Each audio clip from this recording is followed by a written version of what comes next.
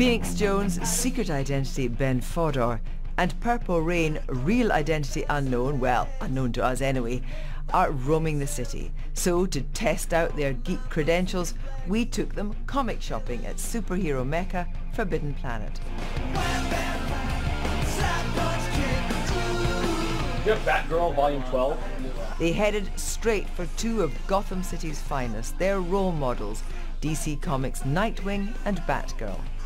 But fans, Phoenix Jones is a triple black belt and semi-professional mixed martial arts fighter. So he and his partner are living the dream. Wearing body armour on nightly patrols, breaking up, occasionally getting stabbed, allegedly pepper spraying protesters, it sounds like an average day in the Seattle police force rather than a costumed vigilante. Yet the city attorney is misguided, and he's once been arrested for assault. Why does Phoenix Jones do it? Here's the man himself with Purple Rain at his side to tell us, why are you on the streets? You know, I think it's time for citizens to really stand up and defend themselves and defend basically what we believe in. It's always a good time to look out for your brothers and look out for your fellow citizens, and that's what we represent. But Purple Rain, tell me, give an example how you intervene. Well, for the most part, when we're out, we're wearing cameras, so we are able to collect video evidence when crimes are taking place.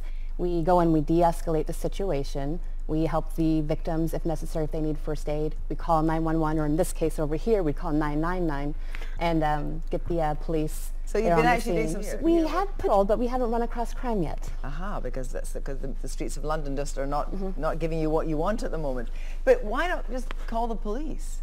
Well, we do call the police. I think that it's important to note that we don't want to take the role of the police. The police have the job, it's very important. But when the police show up, it's cool to have video evidence. But do they like you? The police in Seattle like us now. They didn't like us when we started, but they like us now. So what's changed? I mean, how do you operate with the police?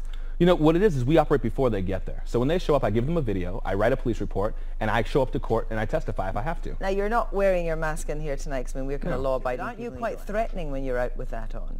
Not really, no. The thing about it is that people in Seattle know what this is. They've come to understand and respect what we do, and they're not really startled or offended by it. But, I mean, you're really channeling something else, aren't you? I mean, you're superheroes or you're vigilante. It's more, isn't it? No. Really, yeah, it's about Nightwing and Batgirl, isn't it? About that than anything else, is it not? No. So basically, a vigilante is somebody who exacts their own form of justice. Someone punches someone, so you come out and you punch them. What we do is very different. You hurt someone, so we stop you and hold you accountable to the laws the citizens voted for.